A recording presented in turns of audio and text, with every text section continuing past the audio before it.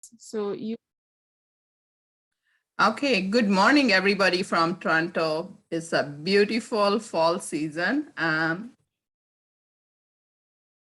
It's a beautiful fall season. We are all three ladies are here. You're gonna be see like we are meeting a global tea talk every Monday 9 a.m. Toronto time. And today our guest is Sandra Valks. She's also in Ontario. And Yes. we will find out a little bit about her in a minute, who she is and how we meet.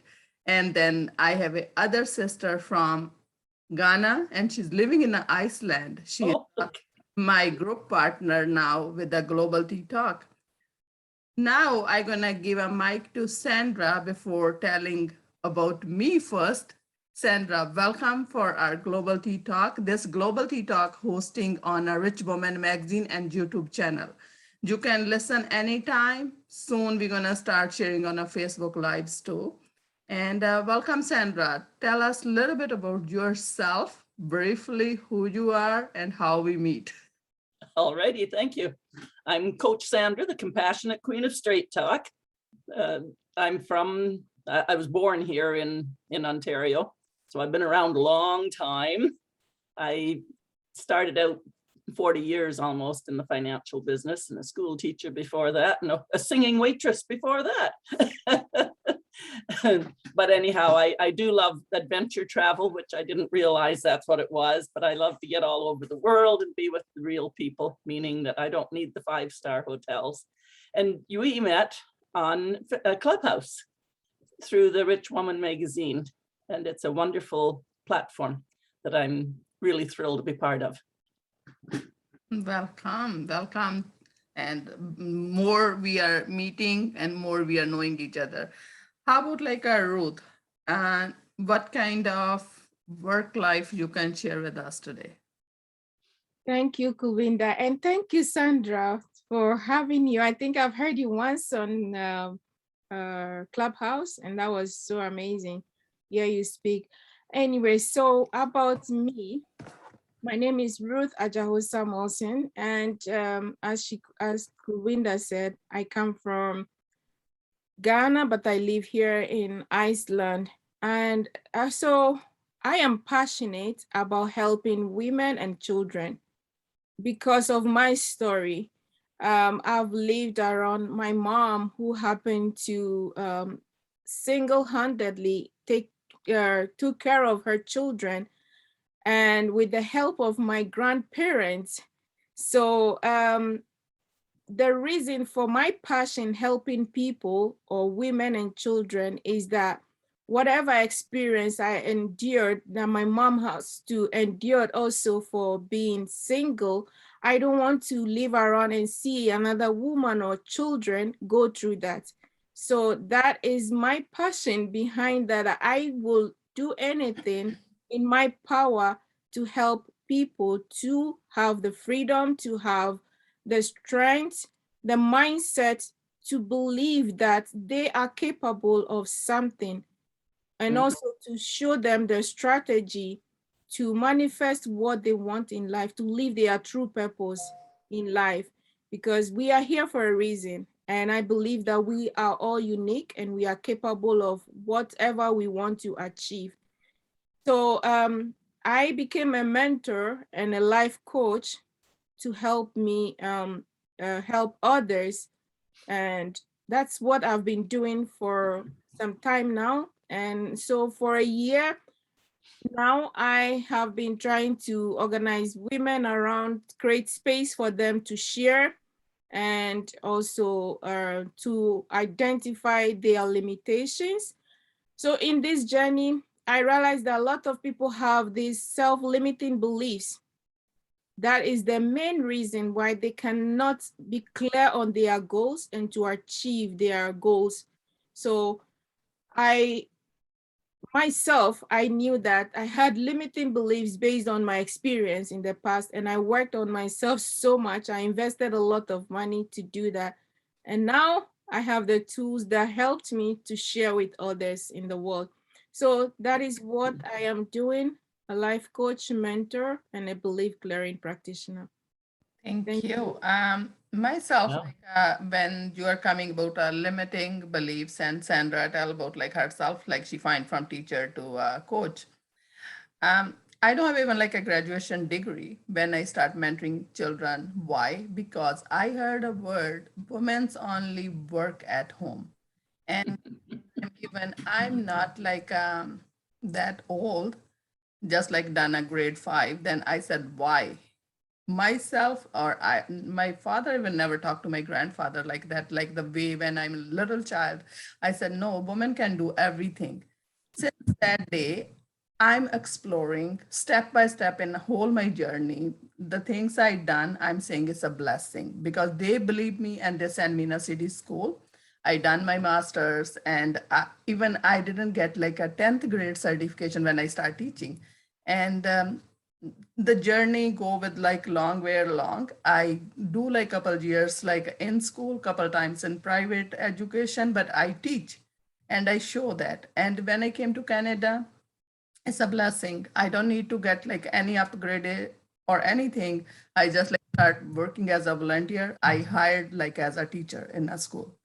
And I'm saying it's a blessing, but like my passion finish, no, I'm like every day hungry to learn what we can learn and achieve from each other. Everybody is a unique. That's why God sent us here. That's like I get from my family. They always said, believe yourself. Like I believe myself with 5 kids.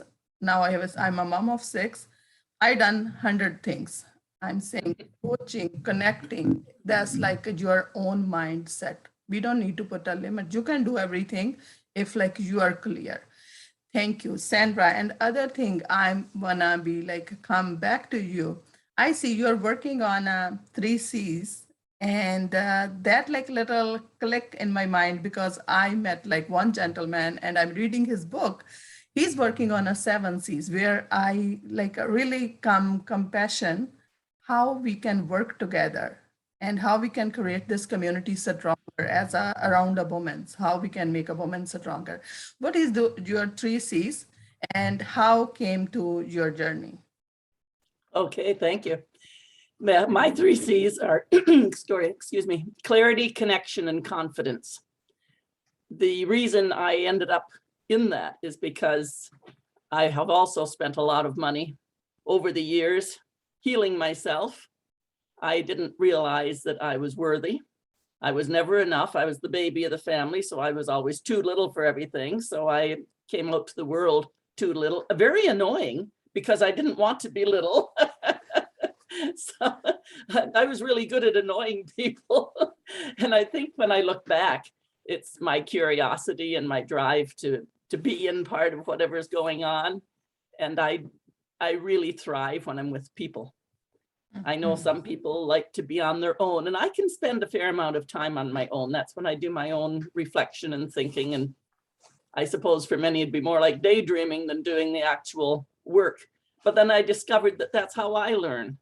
And I really did work on getting confidence. I was singing on stage when I was 5, and nobody understood that mask that you hide behind. Okay. Now I love the stage and I love showing off, so that was all good.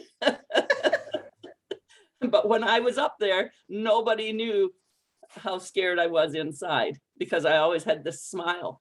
So I find that all of the things that protected me then also kept me from my healing work later. In the 12-step program, they would call it the shortcomings. And I used to always just rail against that whole idea. I didn't look at them as shortcomings. I looked at it as we have a coin and on each side. So if we don't keep the coin balanced up on its edge, we're going to fall into one or the other. All right. And I was listening to another fellow, I can't never think of his name, but he said, you know, I don't know that I'd want to go to heaven and just be in God's hand and everything looked after. We'd get bored. He says, we dance on that edge. And so it's how far we go on that edge. And I've loved it ever since. You know, I need that little bit of adventure. If I go too far, that's an extreme. That's not so smart. But if I don't end up there, I won't realize that was the extreme. So I probably have more of this kind of a wonky. I don't go too far. Right. But it did really help me to, my confidence was pushed on me as a child, not pushed on me. I wanted to be on stage, but that confidence always showed, but just wasn't inside. So my journey has been to integrate myself into being who I am today. And I quite enjoy myself today. I just have a blast, and I'm not financially wealthy, but that's not what it's about. And so I've been generous with my finances that I do have, and I've used them for such things as adventure traveling and helping others. And yeah, it's a great life. So that's where clarity for me has now been to get really tight into a focus, but that's a business aspect. But for me, I learned I'm okay. I'm good. Right. And like how you are saying financial, mostly in this like a generous world, we can say, are racing as a human about a money. Money is not a everything, but No, money we can't do anything. No. When like both of you said like you spend like lots of money to do that. Sometimes I'm saying like maybe cultural background or family things or blessing word. I always like saying it's a God's word. We start like finding ourselves, but it is not easy. Why? Because, like everything I find through with my kids. When my daughter one day said like, Mom, everything you are thinking, what society gonna say? Society gonna pay your bills? Then that day I go deeper myself, like, but I did like myself and my journey, like a lots of things Indian women can do, but I did it. Sometimes I'm saying it's a belief and my maybe strength, I don't know. I born like that. But like finding clarity and enjoying the moment, that's like the main focus I'm thinking, and myself or my journey I find. Like as a woman or as a girl, first like when you born, your parents have a dream. You can get an education, fit in a job. Then like even you don't like fit that part properly yet. Then the parents have a dream, you get married because you're grown up. And your like your husband have a like a family life and you come from totally different family, then you're fitting there. Then your children come, then you're fitting there. Women don't like myself, I'm saying like a grow like a sponge, always adjusting. But yes. if you are like start barking, sometimes I'm saying people say this woman is right, because we Right. get labeled easily, that I find through like all the journey. But like when you said like I don't care who I am, I think that's like the main focus. When we start like finding clarity, you can do like how much you can do, but like everybody count on you. And the woman sometime a long time ago, like maybe I'm very young in a school life, when I read some author's book, he said like God gave a woman everything, but he took one thing.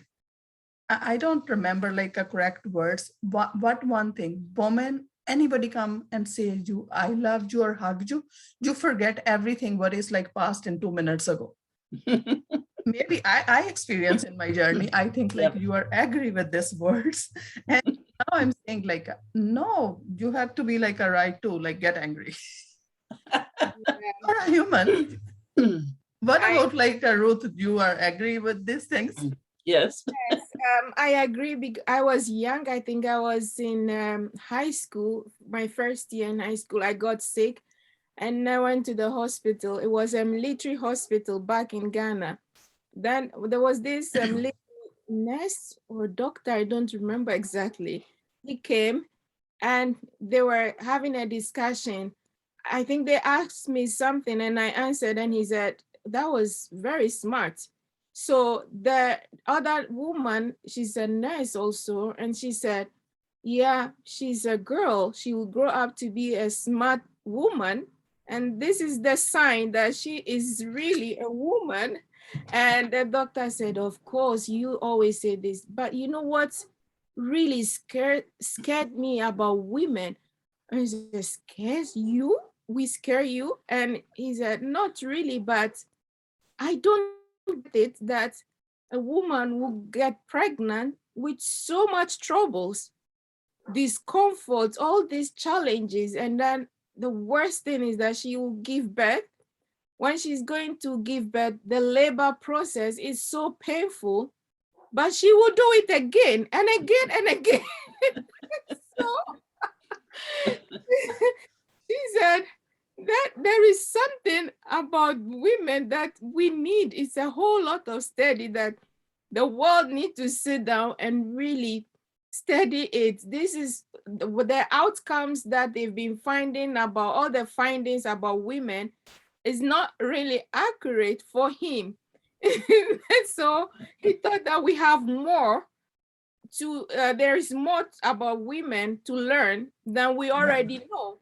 And I was like, this word stayed with me since that time until today. I always watch women, watch myself, but it wasn't just a word for me to think about only.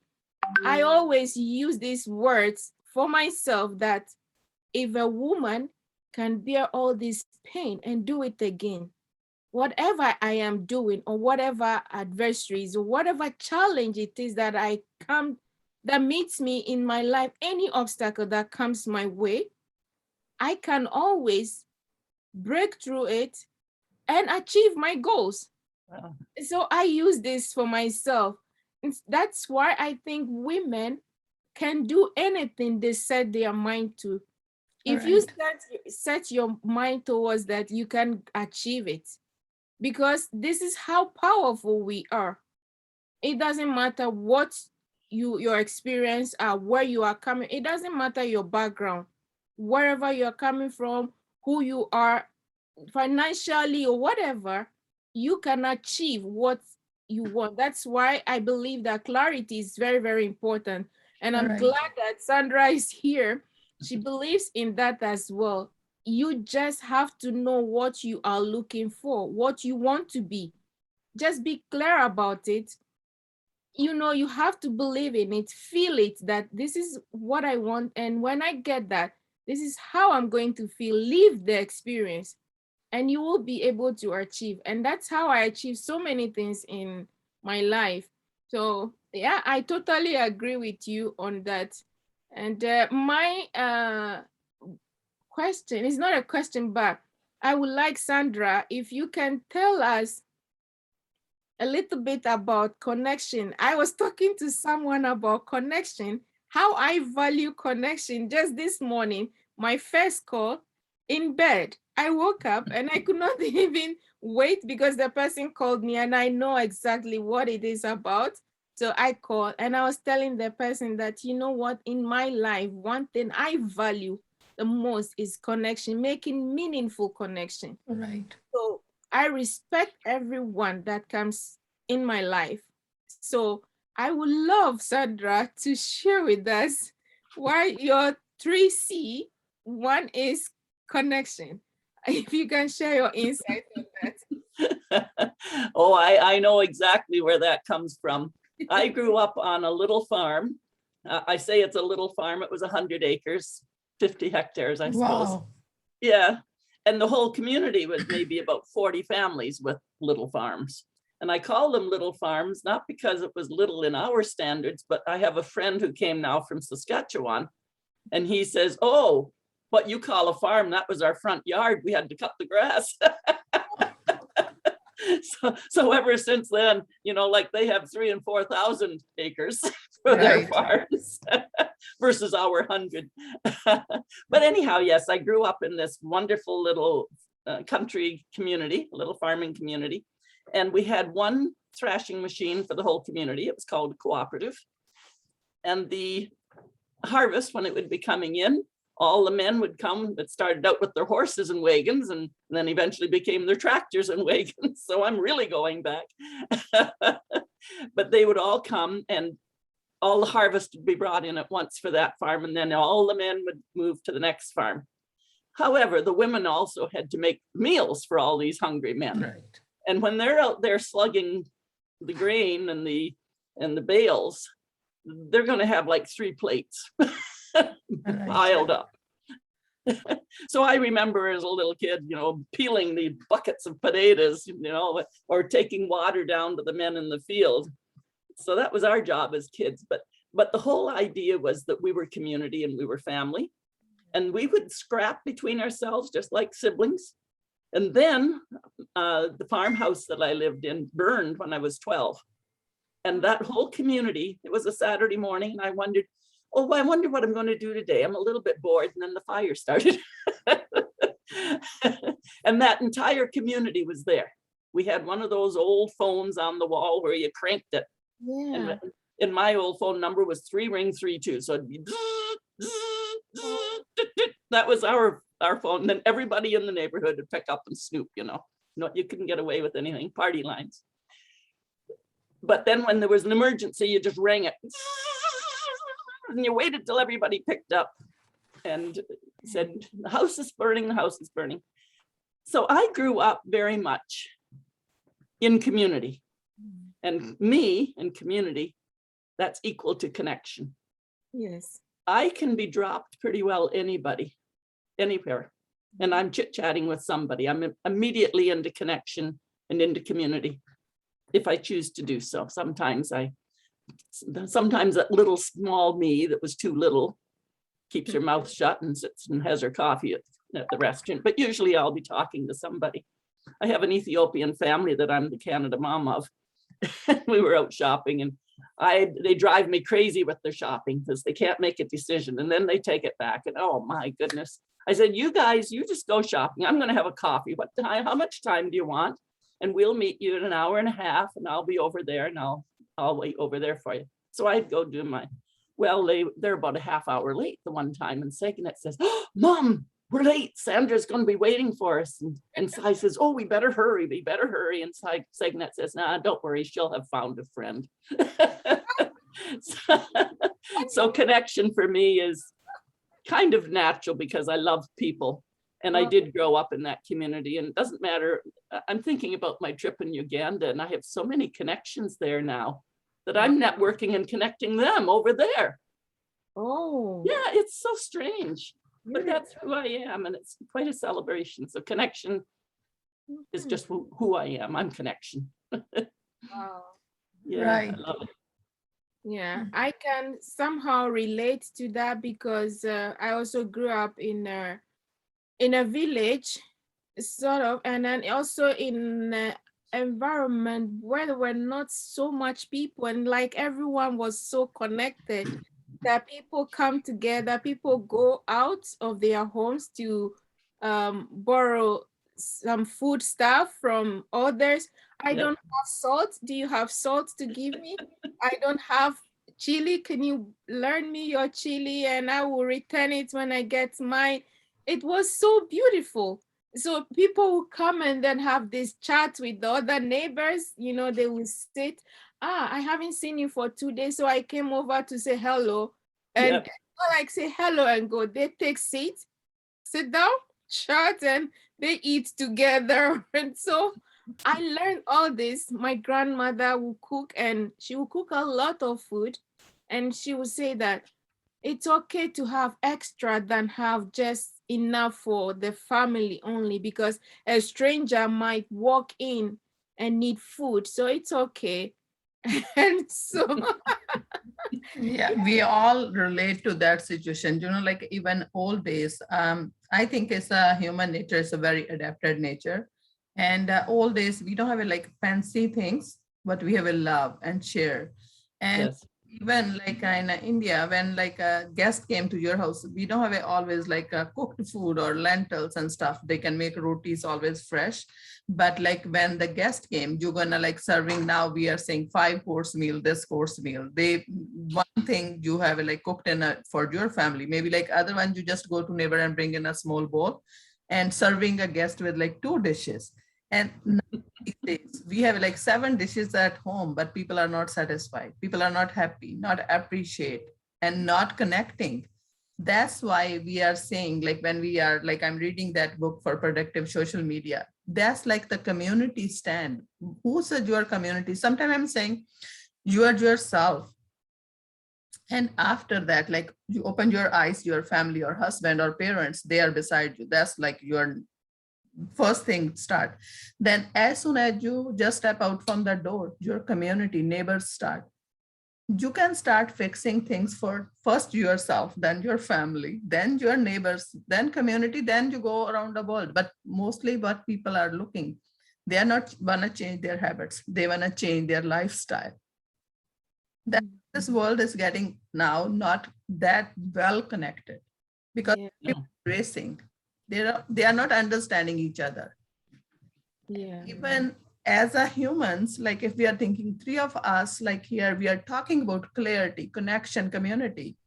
When we are talking about coming from your heart, you are Jew. We are all have a three ideas, but when we collaborate with each other, it's gonna be grow faster and together, and we can build like a good foundation. But mostly what we are saying, what I learned, I don't want to share with others. I don't want to tell other person how you get rich. They will tell all the problems. They never tell how I get there. Like the biggest like thing I find through my journey as a teacher, even like Sandra, you have a maybe experience too. Like sometimes I'm saying you read the same lesson to 25 students, everybody grasping different way. That's right. But as a teacher too, how many times we pause and the person who little behind we can pull out. We are saying, oh, this person is not paying attention. But like through our journey, sometimes I'm saying like even my own, I always talk about myself and my family mostly. When I'm in a school, nobody guide me, nobody mentor me. Since like my whole life, I never hire any mentor. I discover my journey by myself. That's why sometimes I'm saying it's like too hard to reach so far. But like how much I did for my family and my life, I'm saying I'm so grateful. God, give me a strength. I'm always asking strength, give me a strength. And that's like the biggest key I can say these days when we are hiring even a mentor, mostly mentor. If like we are looking just a money part, we can't give a what you have. But when you are coming on a ground level, your passion, you're gonna be strengthening other women. Because like now through your guys, like a 3Cs or a Ruth I know before I met couple times, it's a clarity. As a woman, when she get clear and she put it in her voice or words, she need a other persons. I don't know why. Even like in my own, I can say I have a blessed as a leadership. But still, I sometimes I'm asking, let me ask your dad. Sometime my 12-year-old girl say, why you need to ask a dad? Why you need a dad just? Now I'm saying, yeah, that's like the woman. Like we raise up like this way. How you find this thing is like a agree or disagree? What you think? I think I will leave Sandra to answer that. But I get where you are coming from, because I now I kind of believe that Indian upbringing and our side of the world, Africa, it's almost the same, because there was a time I read something about tracing my roots to India. And so it's almost the same. The way you do your stuff is the same with my tribe as well. So I was brought up the same. You need to shut up, and you don't have to ask so many questions. You need to consult elders. You have to allow the elders to make decision. If you are a child, even if you know it, you have to pretend not to know. Let the elders speak. Right. So especially the worst is that as a girl child, you have to really be submissive, and so this include you have to learn to zip it. And so most people, they grow up being timid. They lack this self-esteem, and they lack confidence, and it's not because they chose to, but it's because of their upbringing, the environment. And so I saw that in myself, that I went through so many things, and the pain and all the ill treatment that I got to get from some people, the verbal abuse, the emotional abuse, it all create these limiting beliefs. Mhm. That's why when I identified that, I said, it's not what I know. It's not what I'm really aware of. There are so many things in my subconscious that I need to work on. I may know that I have limiting beliefs and I can discover it, but there is more. I still have more deep, buried deeply in my subconscious. And I know that in doing clearing, I can help to release those things so I can set myself free. So that is why I took the trouble to learn all these clearing tools to help myself to release that, to help me to gain the confidence to be able to help others, help myself and help others. So those are the reason why I took the clearing course. It was mainly for me because then I said, it's not what I already know about my limiting beliefs. It's what I need to unlearn. Mhm. So it's not what I know, it's what I need to unlearn now. So all this conditioning, most of it is what you need to do away with them, stay away with them, because they are not going to support you in your success journey. So you need to leave them behind and move forward. So like what you were saying that you have to ask your dad and your daughter will ask you, why do you need to? Yeah. This girl didn't go through the conditioning that you went through. So she find it like, whoa, mama, what are you doing now? you know, it's so Yeah. strange for her. So it's the conditioning. And that is something that you are so lucky to have a coach, a mentor at home, and that's your girl. Yeah. I believe in learning from children. I love Yeah. when I'm among them. I don't know, God knows how much I learn from them. I said it in one of my podcasts that I love children and old people. They are my favorite in the world. Right. I don't really mingle with my age groups, no. But I love young kids and then really old people. I love them. I want to be with them. I can just stay the whole day and forget about food. I just want to absorb a lot of it from them. They have something really valuable to give. So you are lucky you have a mentor at home. The Right. question is, what are you getting from that? So when she said that, what did you do? You need to ask yourself, really, I've come all this way and still I have to ask my dad before I get approval?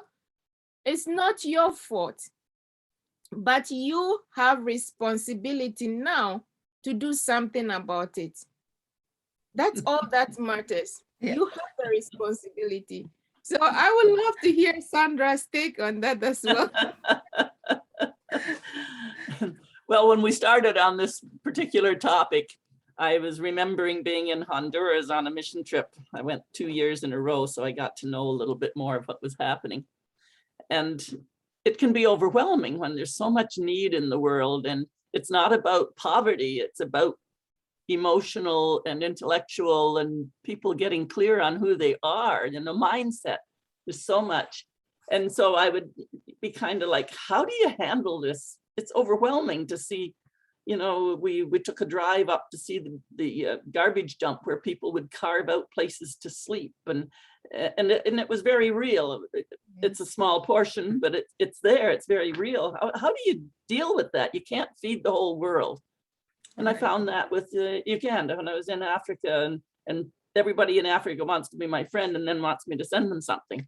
And I'm thinking, oh, it's overwhelming. I understand poverty. But she said, well, the mission couple had been living there now for probably 10 or 15 years, and they were going to retire and die there in this big old house. And she said, we had to learn the same thing. And the message came to me, God spoke to me and said, deal with the one in front of you. Just the one, Yes. just the one, just the one. And that helps with clearing the clutter as well. Right. Look at the one. And if they're not prepared to make any changes, let them go and go to the next one. They're just not ready. And so Right. that being able to let it go is almost a little bit of your clearing, like making an assessment. You go in first, you meet somebody from whatever circumstances, and there's a meeting of the minds or there's not a meeting of the minds, and either way is okay, on to the next. So that was a huge help for me. Yes. And then I looked back and I thought, the changes I made, I remember being 12 years old. And I was a pretty young girl. And I had this ponytail, but I was walking with my head down a lot, feeling that I'm too little, not enough nonsense. And I think that's something that we're all born with, is we're all too little. Because we have to have somebody look after us. So we come into the world too little, and we have to burst that. But I remember saying, I'm not going to do that anymore. And I made a conscious decision. There I am, 12 years old. I'm going to put my head up like I'm a somebody. And I put my shoulders back, and it didn't matter where I was. I was just doing my thing. Right. It took about a month and my head stayed up.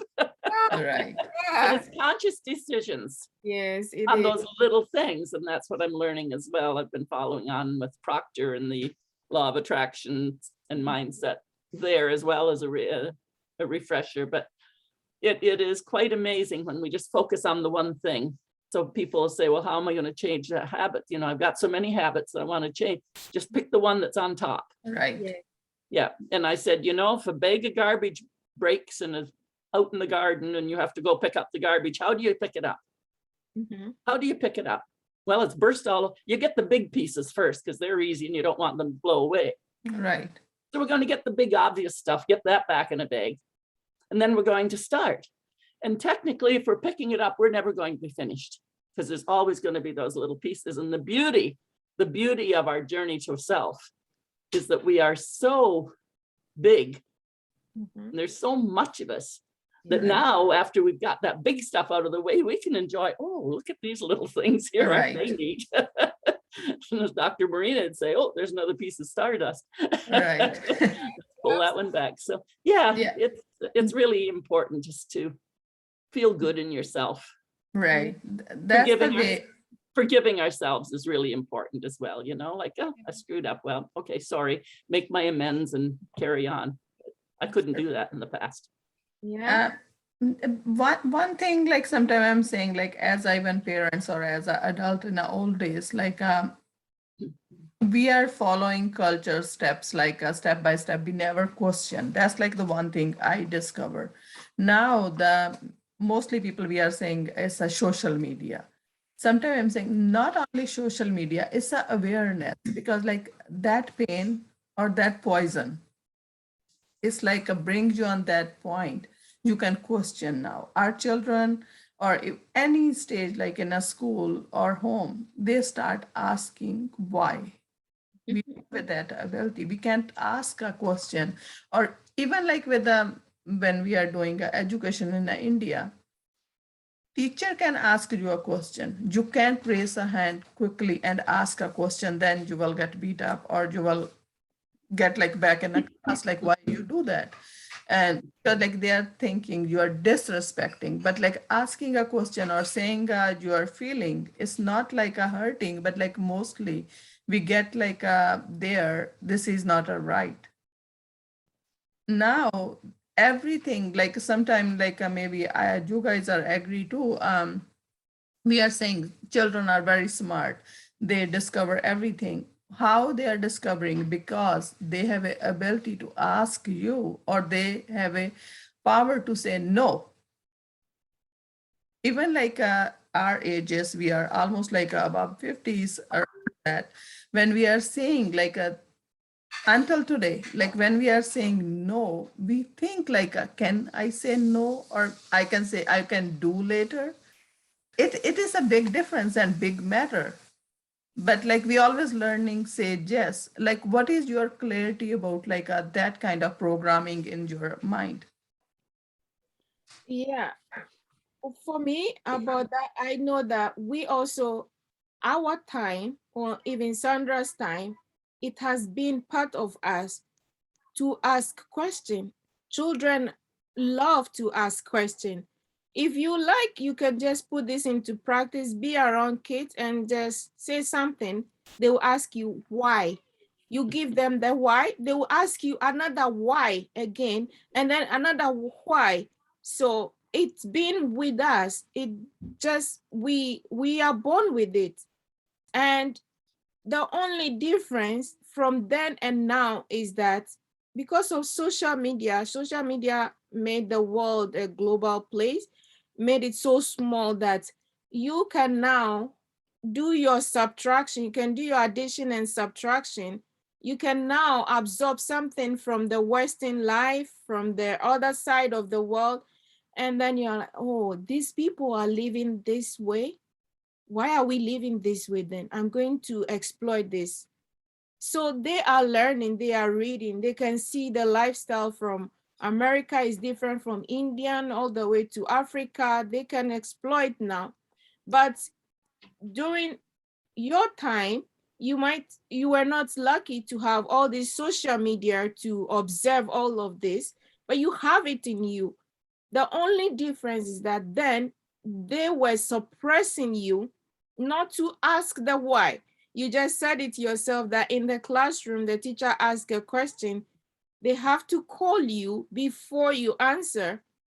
And if they don't, and you quickly do that, you are in trouble. Who want to be beaten? Nobody. So you rather keep quiet. And then they reward also good behavior. And so you have to, we are always looking forward to, we all love rewards. You know, we want to be applauded or something like that. So you want to hear someone say, oh, she's such a quiet and nice girl. She's so obedient, and you are happy. Your parents are like, yeah, keep it up. Don't go and make trouble. When you go to school, shut it. When you go to family gathering, don't do this. Girl, don't behave like this in a public place. Those are the things that prevented us from asking the why. But the kids today, they are not living the experience we had. So they are free to ask. That is one thing that for me, I think is the reason why we were not able to ask this why, and it resulted to so many negative beliefs that we have today, or so many people are walking with a lot of blocks because they were unable to express their feelings, their thoughts. And that caused us to feel like, oh, I'm so small. I'm not worthy enough to be able to be here. I'm not good enough. I'm not this, you know. You are so scared to make a decision because they didn't allow you to learn that from the beginning. You grew up before you started like, okay, now I need to be curious. It's not too late though, but we feel sometimes like, oh, I should have done this early. And we get anxious and overwhelmed with the decision and all that. So I think Sandra will have a good insight on that. I don't know about how great an insight. I think it's a matter of us, just whatever we were living. And while you were going on about how Africa and India, you didn't think the same things happened here. Oh, they all happened here in Canada as well. That's just growing up. I've learned that what I go out to do in the world in mindset and in my coaching is to help people take a look at the expectations. Yes. We have expectations that were set by our parents and how we behave. And even though we had this lovely little country community, we had one room for the classroom. So I was the tail end of the one room classroom and the little one room church. Yeah. And it was very special. It's something that most people missed out on, and even people my own age often missed out, because then they were starting to create classroom, schools with maybe 4 classrooms and so on. But no, we had one classroom for all 8 grades, and we had about 26 people in the whole school.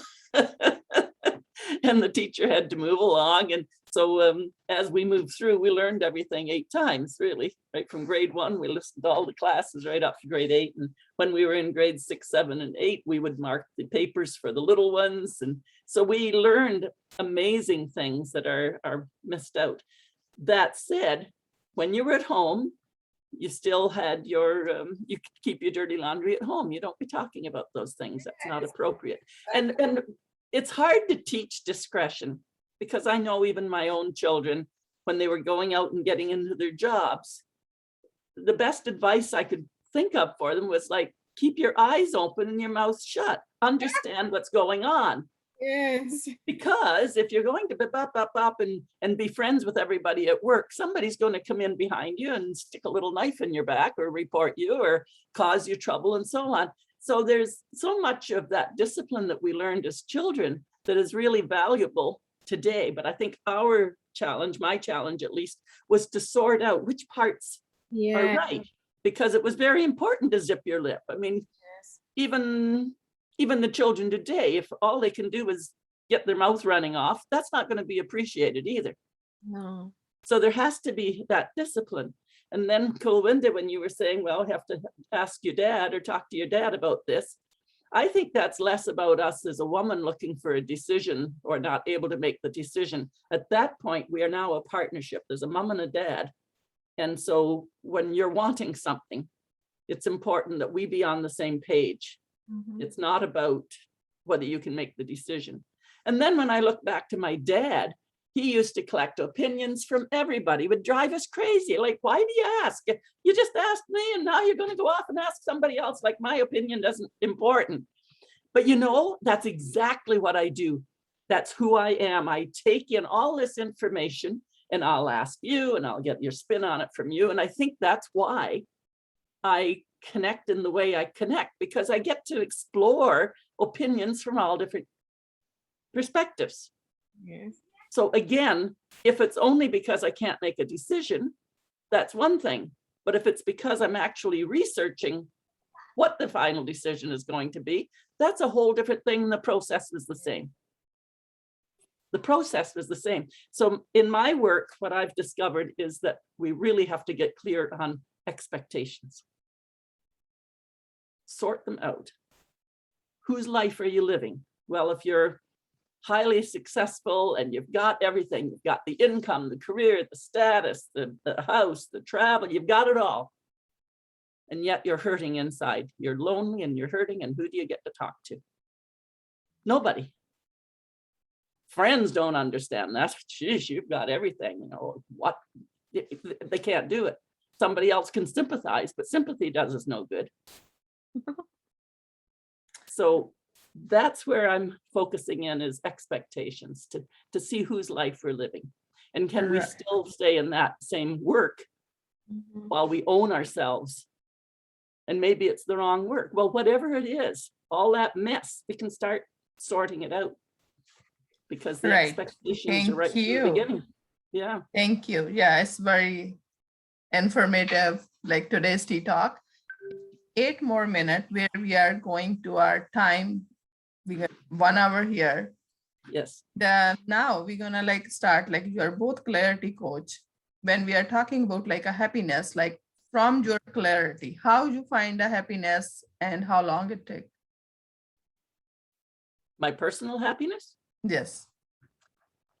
I would say that again is like living expectations. It has to be experienced. We don't know.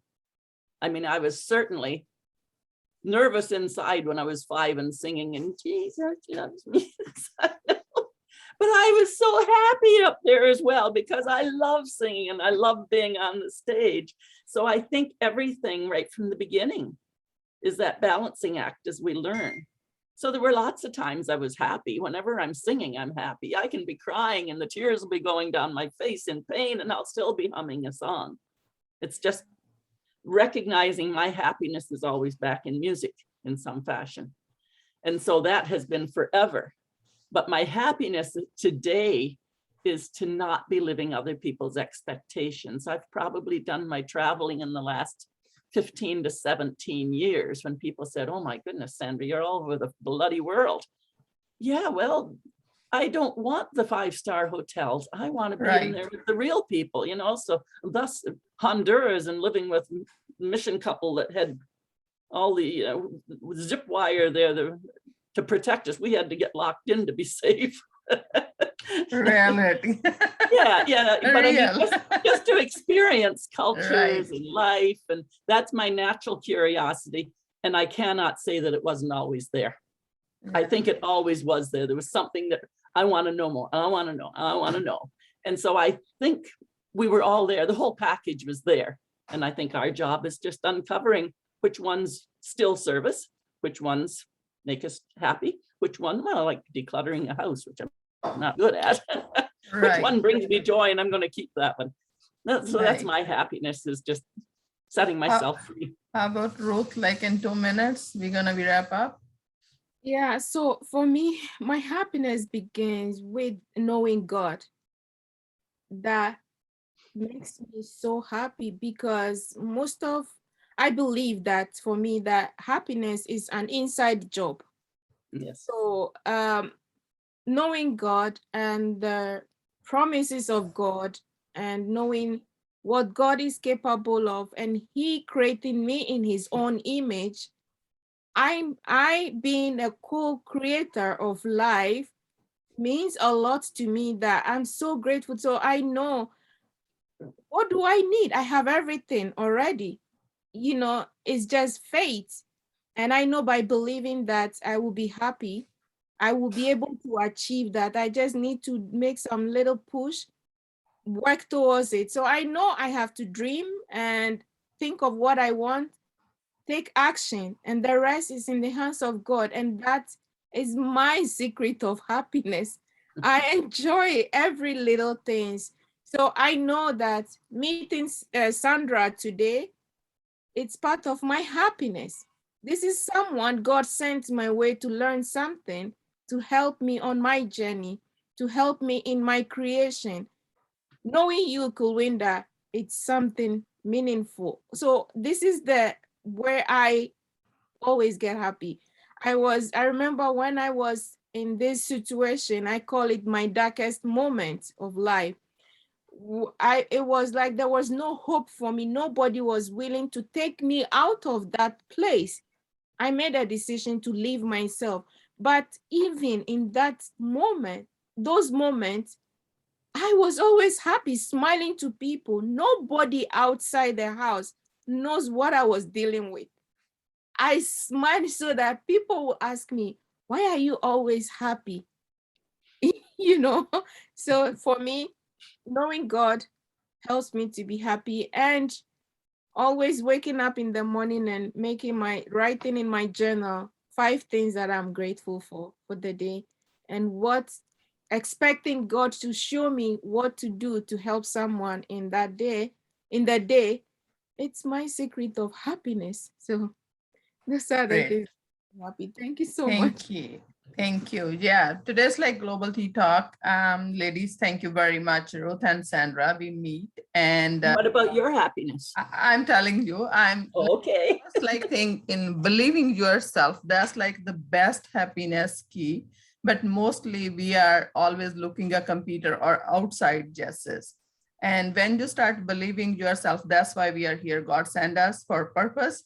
We're gonna find our passion, to find a clarity where we are going.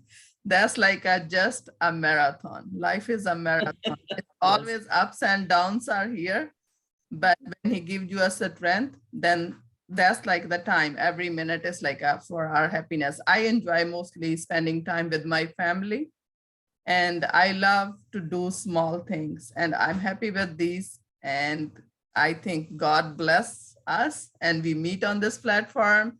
Anybody gonna see this recording is we gonna post on a Rich Woman magazine. We are all 3 editor for a Rich Woman magazine. You can find this recording there.